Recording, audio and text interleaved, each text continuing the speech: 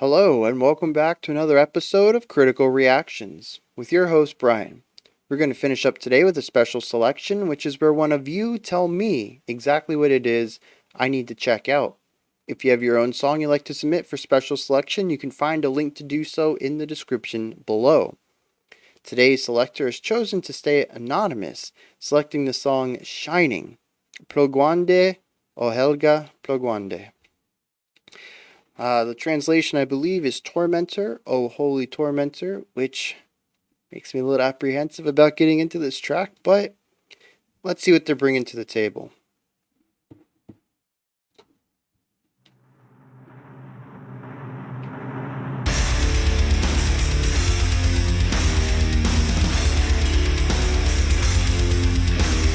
Really love that cymbal work right there.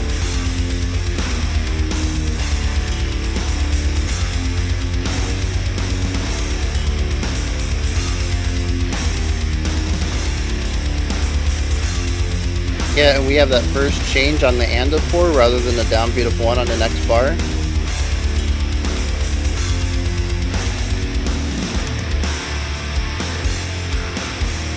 Yeah, both of those are offbeats.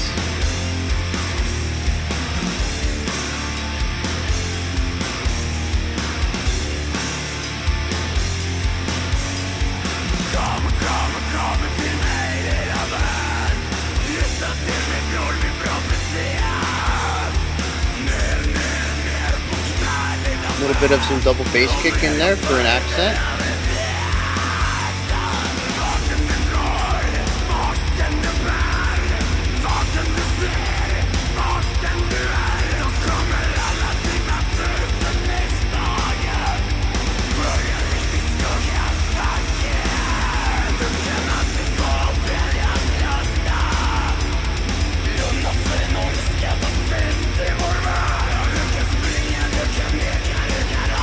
That cymbal work is just so good.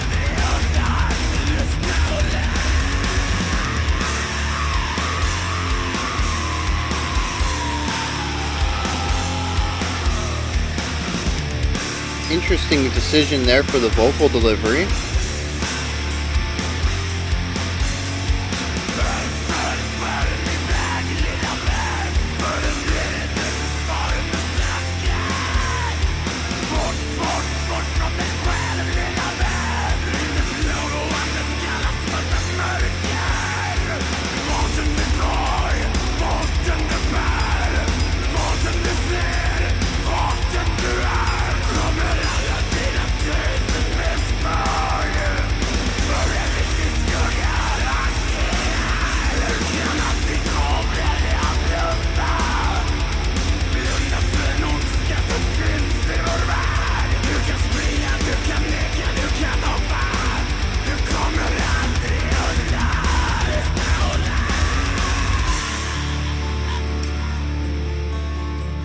Alright, yeah, the song's almost half over.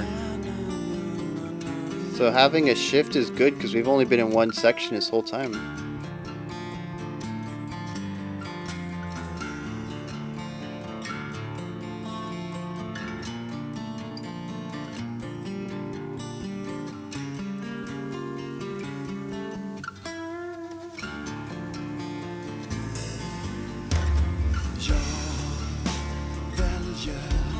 Yeah, bringing in the guitars on the side, so good.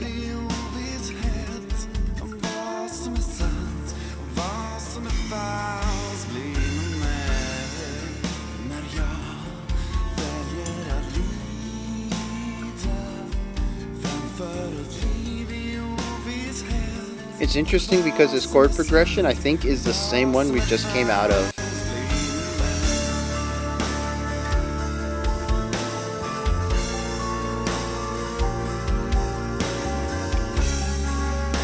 We got a Glockenspiel in here.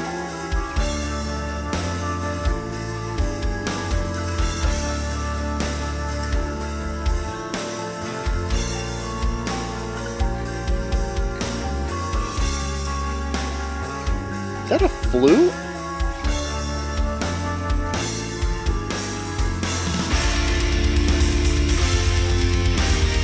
Couldn't tell. I couldn't.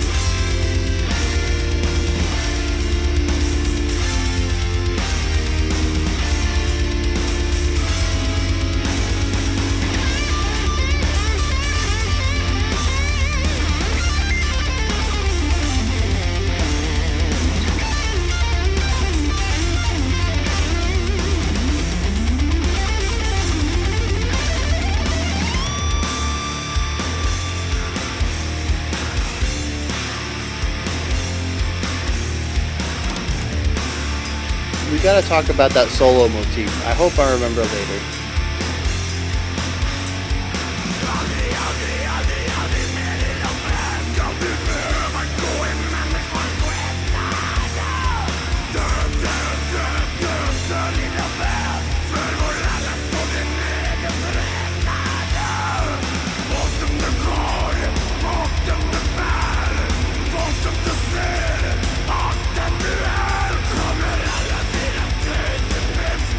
The vocals are something else. Not traditional black metal, at least not to my ears.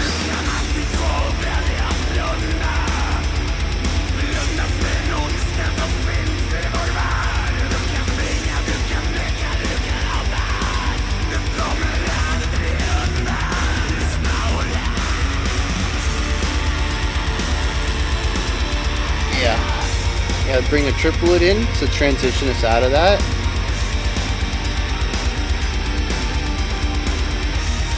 There's strings in the background, aren't there?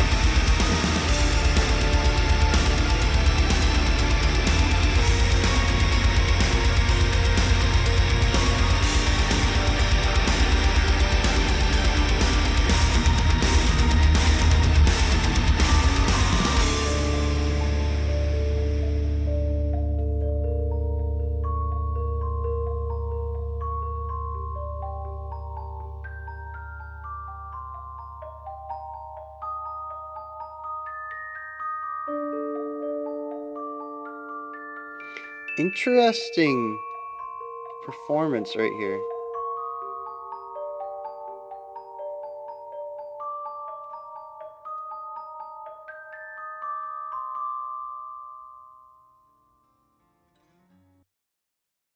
So, before we get into the rest of that, while that's still in my mind, I want to focus on that a second. So that Glockenspiel ending right there. If you really listen to each individual notes, some of them have reverb to them and some of them don't. And what I'm picking up from that is that the ones that don't are muted, and they tend to be lower than everything else because there's usually that root note. Dun dun dun dun dun dun dun dun dun dun dun. There's always that root note that they return to, which, being that it's a bunch of single notes, I'm going to assume they're alternating between left hand and right hand mallets, and the lower note's going to be in the left hand. And I'm kind of making an assumption here that the person playing them is right-handed.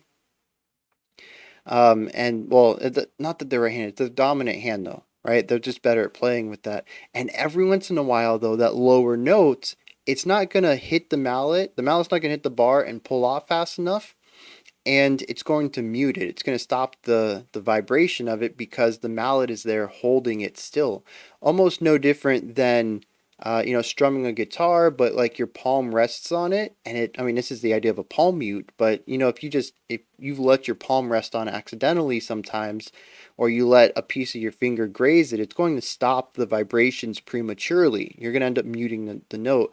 And that's kind of what I'm picking up there, which I think is wonderful. I don't know if it's intentional or not. It seems too random for me to think it's intentional, but I think that whoever performed it or composed it, or maybe they're the same person, was happy with it, because I don't think it detracts at all. In fact, I think it adds to a lot of places. It adds a dynamic element where occasionally our note doesn't ring out. It just kind of hits and stops abruptly, and it creates contrast between the different notes, creating a dynamic element to it all. It actually, like I said, adds to the experience of listening. But I do think it's interesting that, at least to me, it seems accidental, right? It's just something that happens during the performance, and the fact that it's always the lower note that hits it makes me think that the left arm just is not, they're not as dominant or not as good at utilizing it while playing something in the Glockenspiel family. And sometimes instead of pulling it off fast enough to get that full reverberance, it rests on there just a hair longer and mutes the tone. But yeah, like, again, not a negative aspect. It's one of those human elements of imperfection being left inside of a song. And I absolutely love that. This very easily could have been perfect, right? They could have recorded, I don't have a date for this actually.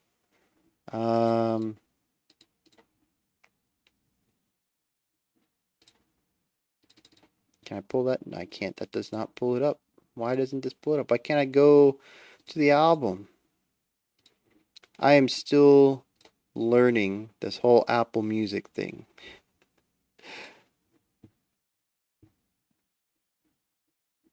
And of course, oh, it's 6. There we go. So this is 2009. So yeah, very easily could have, recorded the right hand doing the higher pitch and then recorded the lower note, since a lot of those pedal tones resided on downbeats, or at least on downbeated elements.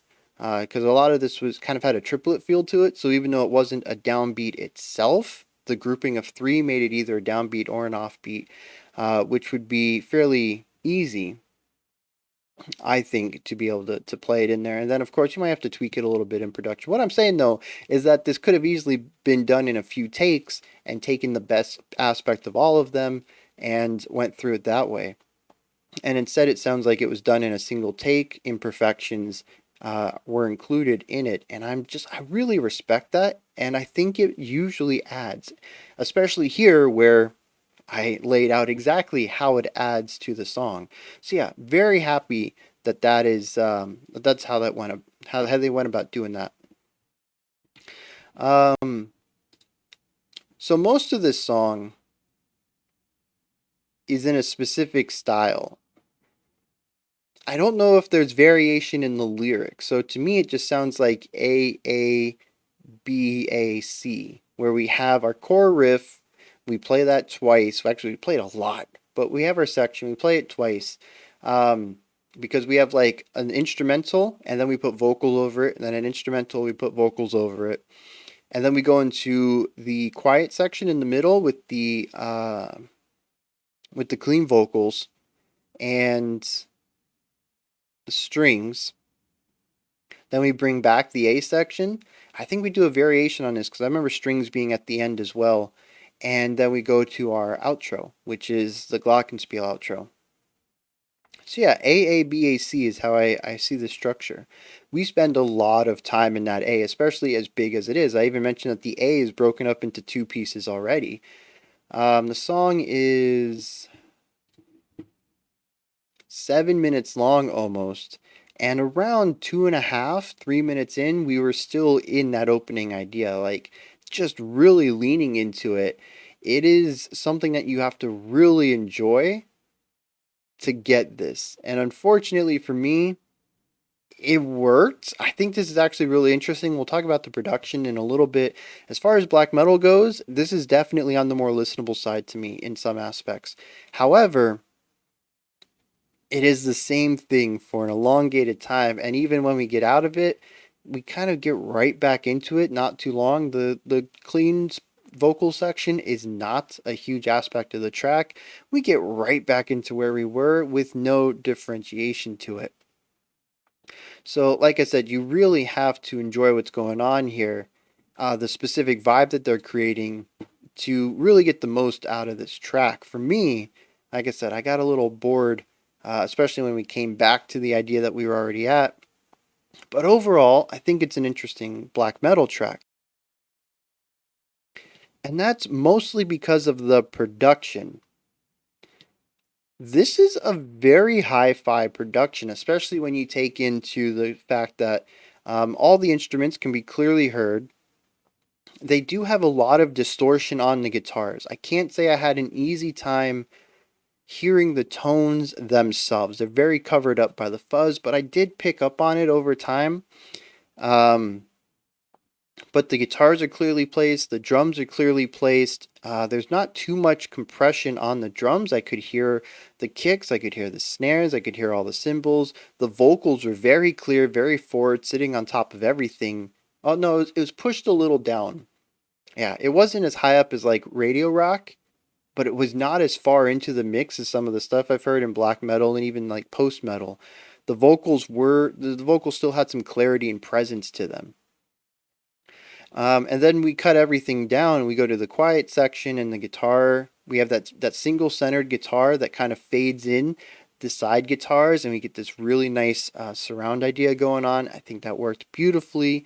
The vocals came in, they were very clean. We had something that was centered that I could not tell what it was. I think I alluded to the fact that it might be a flute, but I also heard a synthy idea. Could have been synth strings, which was supported by me picking up the strings at the end. There were just some more ideas here, more instruments, more voices, more timbres, and they were all very clear except for that one quiet idea, voice that was there. And again, I don't know what it is. If someone wants to hit me up with that, it sounds like a flute playing very quiet and very low in their range, which is just not what I think of when I think of flutes. Normally, you want the higher pitch stuff. The flute is just this very acrobatic, lean sound. It's very bright and cheerful. We associate it with bird songs. It's typically, if we're going to give characters instruments in some sort of production, this is going to go towards your acrobatic, agile character, or maybe your beautiful character, right? We don't typically utilize the lower end of the flute, and we don't also typically put it into the mix. It's usually the bright, fluttery aspect of a song. But it did sound like a flute to me, so I'm not really sure what to think of it. It's kind of strange. What is this? Two songs in a row, isn't it? No, no, I picked up the stuff on Undercurrent. There's another song this week that I couldn't remember, or I couldn't tell what the instruments were. Um, so yeah. Other than that, though, very clear middle section there. We go back into our A. Everything's clear there. We add strings to it at the end. Um, a bit quiet, but far enough outside of the main metal stuff that I think it's discernible. And then the Glockenspiel is just very crisp and clean in the middle when we get to that. So yeah, just overall a very hi-fi production that I appreciate when I get given a black metal track. I love hearing all the individual elements. Speaking of individual elements and clarity, I mentioned the guitar, right? And it took me a while to pick up what was going on musically because there's so much fuzz and distortion over it. But here's something interesting is that we have this idea, this moving idea of three chords. And we was like ba ba ba ba, right? Something along those lines where we hold out the note. It's dang. It's gonna be 3.5 beats. Um no, it's gonna be 4 beats. And then on the and of four, yeah, 3.5 then. No. We actually count the four. Why can't I think of how this works? 1 and 2 and 3 and 4. Anyways, the end of four. Yeah, 3.5 beats. I don't know why that feels so wrong to me. 3 whole beats and then a half of a beat. Yeah, I don't know. Um, the end of four it changes, and then I think it's the end of two it changes, and then we land back on the downbeat of one. So we have two offbeat chordal shifts. This idea is everywhere, even when we get to the clean section. Instead of holding out these notes, we have these groupings of 3/8 notes that are utilized in the guitar. But if you listen to when the guitar changes chords, same exact beats. It continues the 3-chord pattern with those offbeat accents. It is the song. In fact, I probably should have thought about this more listening to the Glockenspiel. I think it was just the complete different timbre that took me out of it. I'd wager we hear something similar or an adaptation of that in the Glockenspiel as well. It is the idea of the entire song. It is the foundation that every moment is built on. Like I mentioned, if you want to get into this track, you really have to enjoy this one idea. It is everywhere. Um, Here's something interesting though. So I mentioned that we have our whole note, just shy of a whole note. We come up and then we come down, right? Da da da da, right? Go high, go middle, go low. Interestingly, we only do this 3 times. The fourth time, we actually go up and we don't resolve.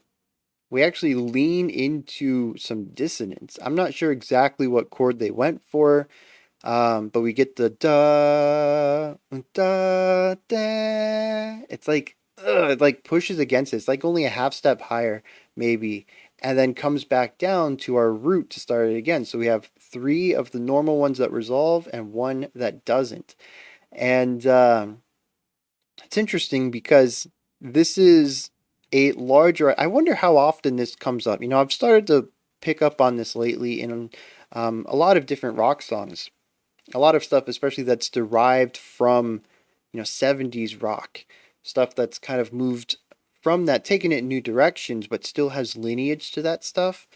Back then they had the rhythm, right? That core rhythm. You pick a note, you do a cool rhythm on it. You do 3 bars of that, and then your fourth bar is a lick. So like dun da da dun da da dun da da dun dun da da da da da da da dun da da dun da da dun da da, right? So you have this idea of like the bass line and then the variation. Typically, I call it the rhythm and then the lick within the riff. But this is the same thing. We have 3 of one idea and 1 of a new idea.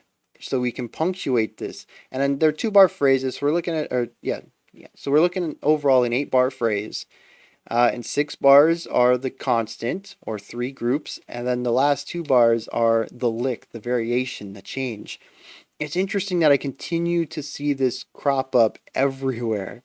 And maybe it's in a lot of the stuff we checked out before. Maybe it's just where we're going now. I don't know why I never picked up on it before, but I feel like I bring this up at least once a week now of phrasing ideas, melodic ideas, or even, well, I guess this is more foundational ideas like this. It's not always the exact same thing, but the idea of 3 and then a variation to punctuate and finish off your repeated idea it's so common. Um,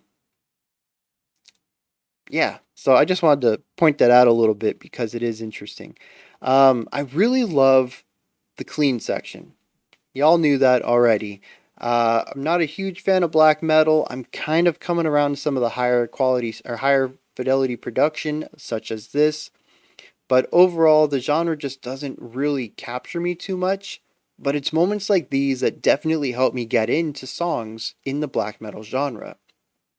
We bring everything down. We get rid of all the crust and the the compression and the distortion, and we just listen to the music, and it's gorgeous. I love the guitar harmonies. I love the vocals when they come in. I love the addition of whatever that sound is. I think it adds a really nice melody on top of all the dancing guitar work. I love the strings that come in and fill the sound out, right? All of these things probably are somewhat mentioned or showcased in the black metal stuff, the heavy stuff, the distortion. It's just so hard for me to hear it. It really is. So when we strip all the fuzz out and we get to just the music, it's really neat to hear it, especially, this is a different thing, right? I mentioned before it's a lot of held notes, and here we're moving to this moving triple 3-note idea. It might even be arpeggiation. I'd have to go back and listen to it. But I mean, a lot of the times when you hear 3 notes rising and then just going back to that bottom, it's usually an arpeggiation. It's just a really beautiful way to have a chordal movement with a lot of individual movement within it, having all these notes constantly being played. And you get to hear, like I said, the beauty of the chords that are being played. And of course, here they went the extra distance and they added the strings and this extra melody and just really prettied it all up. But we could have added all that to the black metal section as well, and it would have worked just as well because I've already showcased that this clean section is the same foundational music as the heavy section. And we do end up hearing the strings return at the end of this track in one of the heavier moments. So, yeah. I got to talk about the vocals though. These things are gnarly. I don't even know what's beginning to go on with them. I wish I could hear them more clearly. A moment for no instrumentation, just the vocals. This is something that Lorna Shore does in a lot of their songs where everything will cut out and Will just like scream something. And it's, for me, it's a good opportunity to just hear what's going on vocally, because these really harsh vocals, they intrigue me. They really do. Um, you know, the more standard harsh vocal style that we hear in like every metalcore band, they all have that very samey kind of style of harshes. I get that for the most part, and I've heard it enough that it's not exactly new to my ears. But when we get some stuff like this, very very personalized vocal style, much like Will Ramos, I don't think I'd confuse him for anybody else doing harsh vocals. This again is a very specific style of harsh vocals. And I want to hear it in isolation. I want to hear what's going on. I can't really begin to fathom what they're physically doing. Um, but I do want to kind of hear the textures to it and the unique timbres and maybe a little bit of whatever spice they're adding to their compression to create it. But I don't really get that opportunity. What I do hear though is a lot of crackling, a lot of gargling. It almost sounds like there's a lot of spit being bounced around. Like when you have phlegm in your throat, right? And it makes your voice all crackly and you got to clear your throat or whatever. It sounds like this person has put phlegm in their throat and is controlling that, like actually utilizing that to put texture in their vocals. It's kind of gnarly, but I don't know how much of that is, it being surrounded by all these other textures and all that stuff. Like I really want to get it isolated and figure out what is the voice and what is the guitar work or the bass work or whatever. Um, but that's what it kind of sounds like to me. And then there's these moments at the end of all the verses where the vocalist will just kind of hold out the note, and whatever happens to their voice, however raspy or empty or quiet it gets, it just kind of goes with it. I think it was the second verse on the way out. It feels like they lost the compression entirely and it was just kind of like a gasping whisper. And they just held it out and went with it. Like very unique decisions to go with for the vocal delivery.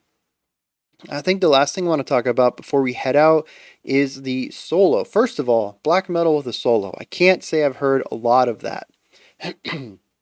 Second of all, though, the solo was interesting because, okay, so, in the past, I've talked about feeling the compartmentalization of a solo, where I can say, oh, this was this building block, and this was this building block, and this was this building block, and I can feel like the 2-bar phrasings that are used, right? I don't know if that's always come across. I don't know if anybody else can really hear that either. But I think this song does a really good job of showcasing that and really spotlighting that style of solo creation. Go back and listen to it, and you'll hear a recurring motif at the end of every 2-bar phrase. There will be a little bit of noodling or some faster playing, and at the end of it, a half note, which is going to be half of a bar. So it'll be like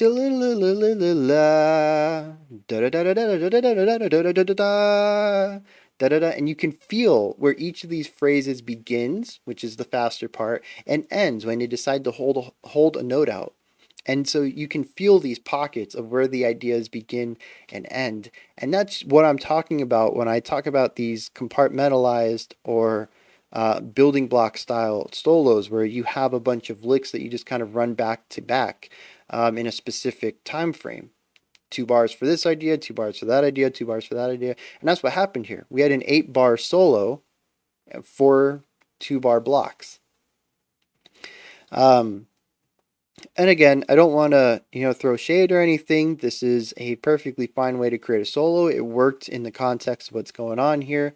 I don't want to look down on it versus more flowy, storytelling kind of solos. I do personally prefer those, but as usual, tools in a toolbox. You got to use the style that works right for you and what you're trying to achieve with your song. But I did just want to point this out because this is a very, at least to my ears, very clear example of this building block style. For anybody who might not fully understand what I've talked about in other reactions, I really think uh, even people who don't get music as a whole can hear it here, how they can hear, oh, this idea, and then he went to this idea, and then he went to this idea, and then went to this idea. And they all sort of have that same flow, right? So it kind of feels like a repetition of the same idea over and over with variations on it. It's that fast and then hold, and then fast and then hold, and then fast and then hold. And that kind of matches up with the song, which is just a bunch of doing the same thing with little bits of variation on it. First, we did the instrumental part, then we put vocals on it. Then we went back to just the instruments. Then we put the vocals on it. Then we did it clean and arpeggiated our holds. Then we added strings around it. Then we went back to the instrumental. Then we put vocals on it. Then we put strings around that. And then possibly we transferred that into a more moving idea in the Glockenspiel. But a lot of this is just the same idea repeated with small variation. And it ties into what the guitar solo was about. I'm curious if any of this idea of repetition is going to show up in our lyrics, which I guess we're jumping into now. Sounds like a good place. Talked about this song for just shy of 30 minutes, and it's really not a lot going on here as far as different sections or really depth. It is a pretty straightforward track in every right. So I'm pretty sure I touched on everything I wanted to. Let's dive into some lyrics here. It says, down, down, down on your knees, little friend, and pray for your new Messiah. Yeah, see, it's called Tormentor, oh Holy Tormentor, and I was already like, with the title. This opening line is not putting me in any better of a place. Even calls me little friend. I don't like it. Wherever you go and wherever it leads you, whatever you see and wherever you are, all of your thousands of mistakes will follow you like your shadow in hot pursuit, but you can always go and choose to close your eyes from the wickedness that exists in our world. You can run, you can die, you can run, you can deny, you can hope, but you can never escape, so listen and learn. All right. I mean, that's pretty straightforward. I mean, he says you're going to make mistakes in your life, and there's going to be some evil that you do, and you can close your eyes to it, but it doesn't matter. That evil's still going to exist. You might as well do something. I'm not sure if he's going to go into the embrace it angle, which I'm kind of hoping not, but that seems to be an avenue that these lyrics might go, or at least an acceptance of that. It says, follow my path, little friend, because it will lead you to the answers you are seeking. All right, so he already asked me to get on my knees and to pray possibly to him as my new Messiah. And now he wants me to follow in his... See, I'm not thinking that this is a very bright path here. It says, I'll find the answers I seek away from yourself, little friend, into the tormentor's cold black darkness. Yeah, see, I don't want to do that. Wherever you go, wherever it leads. Oh, it's the same thing. Okay, so that is a chorus. So there is a verse and a chorus idea going on here. And the two verses are very similarly composed. Right? So we have the first word repeated 3 times. Down, down, down on your knees, little one. Follow, follow, follow my path, little one. And then the second half of that sentence. The first verse, though, only has the one sentence. The second verse has 2. And the second sentence in the second verse follows the same idea. Away, away, away from yourself, little friend. Interesting. So I didn't pick up on that, but like I said, I had a hard time really hearing the vocals. And they weren't even in English, were they? This is a translated lyric set. So this must be the clean section, since this is the first change in the lyrics. I choose to suffer instead of a life in uncertainty of what is true, and whatever that is false, so come with... Oh, I choose to suffer instead of a life in uncertainty and of what is true and whatever that is false. So come with me when I choose to suffer. Instead of a life in uncertainty of what is true and what is false, come with me. So yeah, he already told me to follow in his footsteps of darkness. And now he's explaining what that is. That life is suffering and that is better than trying to figure out what is and isn't true. Just accept that suffering is true and ignore everything else. Never, never, never again, little friend, will you have to go disguised as a human. Die, die, die, little friend, for everybody's on their own comfort. Oh, for everybody's and your own comfort.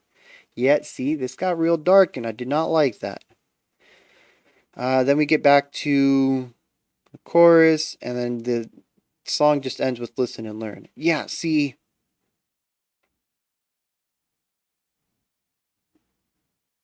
yeah, I don't like these lyrics at all. It seems to be promoting suicide. So the idea is that no matter where you go, you will have 1,000 mistakes that will follow you. You can try to ignore them, but they will always be there behind you. You can close your eyes to wickedness. You can ignore that evil exists in the world, but it's there. You can never escape it. So listen and learn to what I have to say.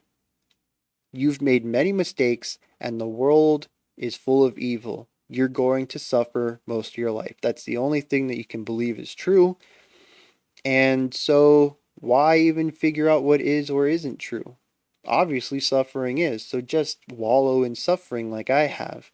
And of course, suffering is going to depress you. You're not going to want to live your life. So, for your comfort and for those around you, why don't you just die? And I cannot get behind these lyrics at all. As much as I enjoyed the music, I really do think that this is the second time that I've listened to some higher fidelity black metal that I've enjoyed and have completely been opposed to the lyrics to a point that it has ruined my enjoyment of the song. Why? Why can't we have some high fidelity black metal that is positive? Why does it? I mean, I get that black metal started with Satanism, right? When we explored black metal origins, I remember that was one of the things that popped up. Was a lot of the stuff we checked out then had like satanic imagery in the album art, or the band names were related to satanic stuff. Some of the lyrics had satanic elements in them. Like the more I went and delved into the history of black metal, looking on like Wikipedia and rate your music descriptions and stuff like that, I caught on that Satanism, the corpse paint, this was all heavily tied to black metal, not necessarily as a core foundation of the sound, but as like the face, the visual element of the style.